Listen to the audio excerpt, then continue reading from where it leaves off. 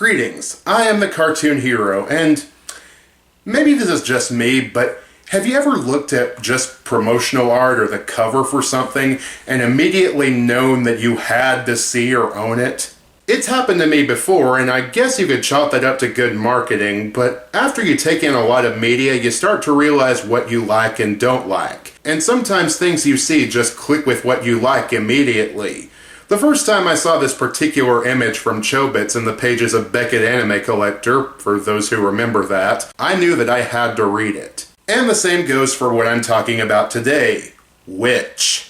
I used to be subscribed to a magazine called Disney Adventures, which, despite the name, also served as a kind of general news source for the things kids would like. They even had brief blurbs about movies from other companies not owned by Disney, which is how I learned about the Space Jam sequel we never got starring Jackie Chan. And it was through Disney Adventures that I first got a glimpse of a comic called Witch, and from the minute I did, I knew I had to read it. I never got a chance to, but years later Witch got its own TV series, as comics often do. And I never saw that either. Blame the whole moving around a lot thing. For those who don't know, Witch is yet another French anime based on an Italian comic book. Yeah, apparently that's a pretty common thing. In this case, Witch began as a comic by Elisabetta None, Alessandra Barbucci, and Barbara Canepa. First published in April 2001, the comic only recently ended its run in 2012, after an impressive 139 issues. Translation into English first began in 2002, and all of it has been released in 2013 in 11 trade paperbacks, though Disney Italia has published a few side stories as well. Witch is actually owned by Disney, fittingly considering that Elisabetta None started out handling the publication of Disney works in Italy. Again, I haven't read the comics, but apparently they did well enough to get their own TV series made courtesy of SIP Animation and Disney in 2004, lasting for 2 seasons and 52 episodes. And I think it's time that I finally took a look at the series that piqued my interest all those years ago. So let's pull back the veil and see what lies beneath. This is Witch. Seeking out all the lies that I've been told. My tears leave me drowning. I'm moving on. You can't tell me how to be. Nothing else is stopping me. Frustrated, humiliated, it fuels me to call the road I walk on. I cut right through the wreckage and look onto the sunset. Eternity I'm flying, singing right into the sky. Can't live with regret, can't fade, won't break. Live for tomorrow with all might. We'll fight on once again.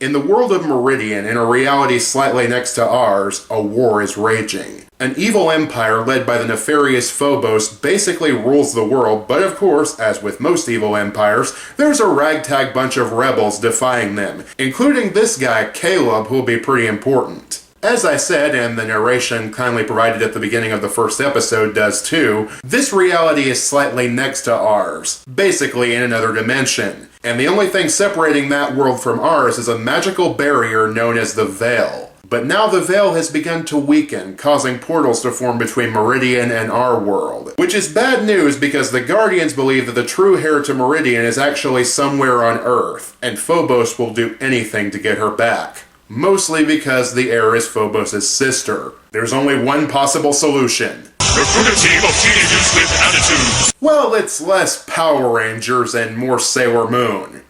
Well, actually, maybe it's a bit of both. We're first introduced to Hei-Lin, who discovers after sneezing one morning that she's apparently the Avatar. Not only that, but 3 of the other girls she knows from school manifest abilities of their own, as well as a new girl named Will, short for Wilhelmina. And yes, if you don't know the series that well, that's why it has that weird name. It's actually an acronym that stands for the names of our 5 main characters: Will, Irma, Tirani, Cornelia, and Hei-Lin. Witch. And the sad part is, that's not even the dumbest team name in this series. After inviting them all over, Hei-Lin's grandmother reveals that the 5 girls have a shared destiny. They're manifesting these powers because they have been chosen to become Guardians of the Veil. And to do this, they receive 5 magical jewels, which give them power over Wind, water, I am not even kidding. And unlike Captain Planet, Heart is actually the most useful power, and it belongs to the team leader. See, the powers come from 5 magical jewels, the most important of which is the Heart of Kendrakar. The heart is, much like how it sounds, the heart of the world, which contains all the world's magic and provides fuel for the other magic jewels as well, allowing the wielder, in this case Will, to use the power of other people that have wielded the gemstones, which technically makes Will's element the power of quintessence, or ether, the magic that forms the backbone of the universe. And yes, they make it clear that these characters are not the first Guardians, and that the powers have passed down over multiple generations. Admittedly, the 5 girls kind of fit into various different archetypes, but a lot of them are played with too. Will's the new girl, wielding the Heart of Kendrakar, which gives the other gems their powers. Irma has power over water, and she's definitely the jokester of the team. Martin, where's Will? Alas, the maid you seek, my dear, has ne'er this morn appeared. One more note, you eat the loot. She's also my favorite out of the main 5, mostly because she has a lot of moments like that. Tarani has power over fire, but weirdly for such a destructive element, she's more of the nerdy and shy one that starts off afraid of everything. Cornelia has power over earth, and you know, she's probably the second most interesting one. I think it's because in literally every other high school setting, she'd be the alpha bitch of some cheerleading team or bullies that harass the heroines, but no. She's popular and pretty self-centered, sure, but ultimately she's not a bad person. It's rare that a piece of fiction like this would humanize a character that would normally fall victim to being a stereotypical bully at best, which is why I find Cornelia kind of fascinating, both for what she is and what she isn't. And finally, there's Heylin. With power over air, she's probably the most free-spirited of the group. She's the creative type, the artist. And she's the one with the closest connection to the Guardians because her grandmother was one of them. And she's the one who ends up recruiting our 5 characters. And with the command, Guardians Unite! The 5 can assume their fairy-like battle forms, which make them appear slightly older. And all that implies. What have we got behind us? What have we got in front of us? Funny story, apparently in the comics they actually go into further detail about how they actually went up a cup size. I guess comics made by women and targeted at girls can still have weird moments like that. Honestly, I'm not much of a fan of these forms. I like the wings, but the colored stockings just don't look that good. And yes, the wings actually do work because magic. And what's up with Tarani's weird spider hair? Although, despite Heylin's grandmother being in the perfect position to be their mentor, she kinda sucks at it. The first episode starts with Yan Lin, that's her name, asking Heylin to invite the 3 girls she knows from school over to her Chinese restaurant, the Silver Dragon. The Heart tells Heylin to invite Will over despite not knowing her, and that part I'm fine with, but after that she takes a very hands-off approach. She gives them advice, but not that much. She gives them a magical map that she didn't get herself, and outright doesn't train them. Not even her own granddaughter, despite her being an ex-Guardian of Air herself. Unlike the Power Rangers, these girls didn't start out as friends, so their teamwork comes a lot slower than it would have had they had the help of someone who actually had experience in this area. It's like she read that she dies in the comics, so she decided to stay as far away from the story as possible. But thankfully she's not their only ally. Very soon the girls are joined by the young leader of the Meridian Rebels, Caleb. Think of him as Tuxedo Mask if he actually was on the main Sailor Moon team. He has no powers, and because he's from Meridian, they use him for quite a bit of fish out of water jokes. But he's got quick thinking and combat experience and knowledge of Meridian on his side, so he's not a bad team member. Over the course of the series, he and Cornelia eventually start a romance, which honestly isn't badly done, and again, it's rare for a character of this type to be part of the series' main couple. And then there's this thing. This is Blanc, and he's basically your run-of-the-mill goblin, except his kind can smell where portals in the Veil will open. He's also a smuggler, stealing objects from both our world and Meridian, and trading to keep his meager little comic relief existence alive. He's not awful, but he gets a lot of screen time, so if you want to watch the series, you better get used to him quick. However, the biggest plot point in the first season is finding the true heir to the throne of Meridian. 12 years before the series started, an unnamed rebel stole Phobos' sister and used an artifact called the Seal of Phobos to open a portal to Earth, where she could live without fear of her brother or knowing her heritage. They don't even know what her name is, but they have to find her and protect her now that Phobos can send his minions through the portals. Which isn't hard considering they just happen to go to the same school. Yeah, the girl, Elion, shows up in several episodes before it's revealed who she is, which I'll admit is good foreshadowing, even if the coincidence is pretty convenient. She was apparently even Cornelia's best friend before they knew who she was. One of Phobos' minions, Sir Cedric, a shapeshifter whose true form is this Naga-like creature, goes undercover as the manager of a local bookstore to find her. Yeah, that's definitely something I can say in this series' favor. The monster designs are great. I mean, you got your standard orcs and goblins for evil minions, but more important, well, let's just say they're boss monsters like Cedric. They all look pretty cool design-wise. They're not your typical high fantasy fare, and that helps the series stand out. My favorite is this guy, the Tracker. On paper, he's exactly that, an expert tracker with a hunting dog. But he's got a cool design and a flail that makes him look like he could have been a Ghost Rider villain. Funny, considering that Disney was actually considering adding this to the Marvel universe when they bought Marvel. Getting back to the plot though, once Phobos learns who Elion is, what does he do? Well, he doesn't kidnap her as standard evil overlords would. No, instead he actually does sort of what the Guardians did and slowly wins her over through kindness, tricking her into thinking he's on her side. Sure, he used a magic stone to attract Elion to Cedric, but he didn't brainwash her, he didn't drag her physically into Meridian, which is good because he needs to set her up as the new princess before he can drain the magic power she has and basically take over her position, and not have her use that power against him. And I gotta say, as far as evil plans go, that's pretty clever. It doesn't hurt that due to the circumstances of her birth and her original family having to bring her from Meridian to Earth, it creates feelings of mistrust between Elion and her family, and she feels that Cedric is really the person who understands her better than her Earth family does because they're not her real parents. I've heard that a lot of people don't like Elion, but in her situation, I can understand why she acts the way she does. Especially because Cornelia's friends are trying to keep an eye on her without actually being able to tell her what's going on, resulting in them just ruining her social life. However, that's only a concern for the first half of the season. In the second half of season 1, she actually joins Phobos because of said manipulations, turning her against the Guardians until the end of the season, where she realizes Phobos' true nature and helps them defeat him. But wait, you say, Phobos was like the ultimate evil in Meridian, right? Defeating him should have meant the end of the series. Well, no. And that's where we get into season 2.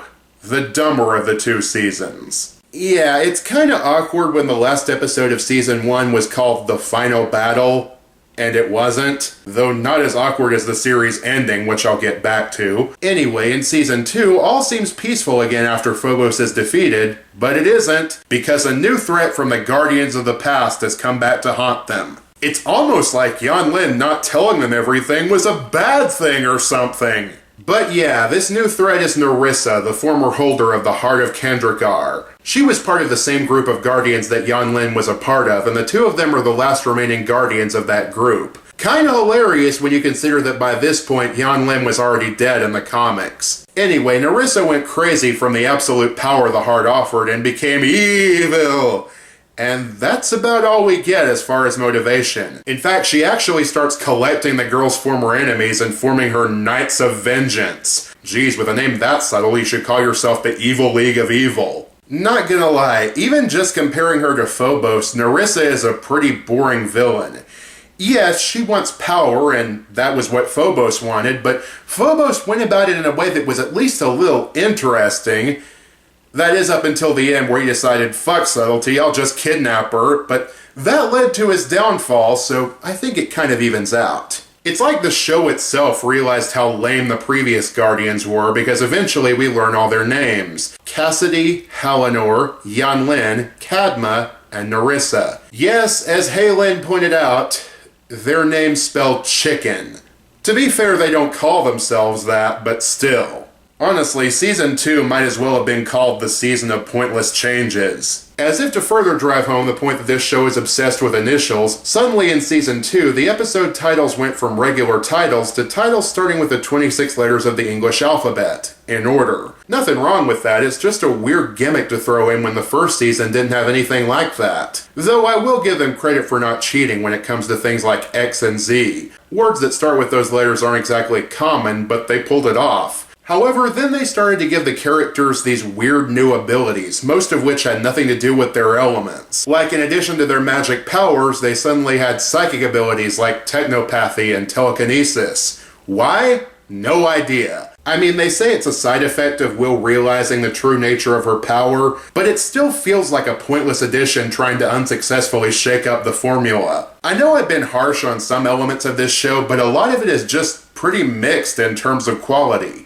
Not bad, just mixed. Like the animation. When it's good, it's good. But there are obvious shortcuts taken, and when I say obvious, it's more like, oh my god, how did you miss that? The voice cast mostly does a good job, even though I haven't heard of most of the cast. A lot of them are on-camera stars, with Cornelia's voice actress Crystal Khalil having a recurring role on The Young and the Restless that won her an Emmy. Not surprisingly, though, the ones I gravitated to are the ones played by voice actors. Jeff Bennett and D. Bradley Baker voicing creature characters isn't surprising, but then we have Greg Sipes as Caleb. Aldern's father made this bow.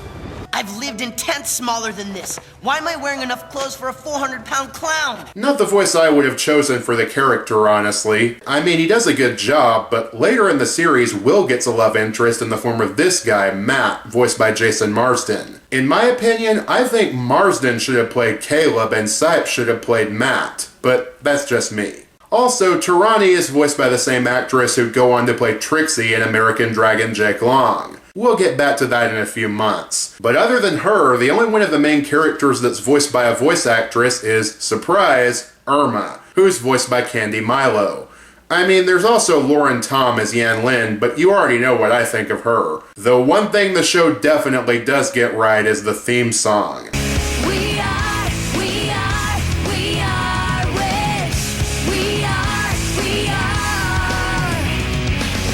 There is a place where darkness reigns. We got the power to fight back. We save the day, united 5 as one. This is one of the more underrated catchy kids show themes out there, and once you hear it once, you will never get it out of your head. I barely saw any of the show when I was growing up, but watching it again for this review, as soon as I played the opening theme, it came back to me immediately. The show's also wildly inconsistent sometimes. In one episode, the girls are separated from Will and Meridian being chased by the tracker. Now, as this episode establishes, the girls have no powers without Will. The powers come from the heart itself. So they're literally up a tree before Will can come along and help them. That I don't have a problem with. It's actually kind of a good way to limit the Guardians' ability to use their powers. But fast forward to the very next episode where the girls are able to use their powers while Will and Haylin are separated from them. What the hell? I get that their powers aren't as strong without being close to the heart, but you could have done something like throw a tiny fireball at the demon dog attacking you last episode.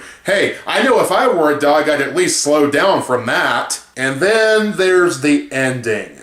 Yeah, like a lot of Greg Weisman shows, it seems this one was cursed to have a sudden, awkward ending. After the whole business with Narissa is taken care of, the last episode ends with the girls learning that their new computer class teacher is actually a mercenary who wants to expose their secret to the world because reasons. In the comic, he was an Interpol agent, but it doesn't matter because, like I said, this was the last episode. Yep, it ends on a cliffhanger for a third arc that would never happen. I mean, I guess if it worked for Young Justice and Samurai Jack, it probably could. But to be honest, I'm not holding my breath. Which is a show that left me conflicted. On paper, it's not a bad idea, and I legitimately don't mind that the fantasy elements can take a backseat to the slice-of-life antics on Earth. It wasn't badly handled, and hey, Sailor Moon did that too. Most of the performances are pretty good, and the animation can look pretty sometimes, but beneath that there are problems with lackluster story elements and a few technical problems in the animation department that kept me from calling the show anything great. Which is a shame because, like I said, I really wanted to like this show. I'm still interested in reading the comics because just talking about it on Twitter, they're apparently better, and they certainly couldn't have a worse ending than the show got. Still, I feel kinda unfulfilled after not enjoying a series I've been looking forward to for years. Let's do another movie review next time, and not just any movie. This time it's for a movie that's been heavily requested since even before I got a Patreon. Next time we're taking a trip to Mexico as I look at Guardians of the Lost Code.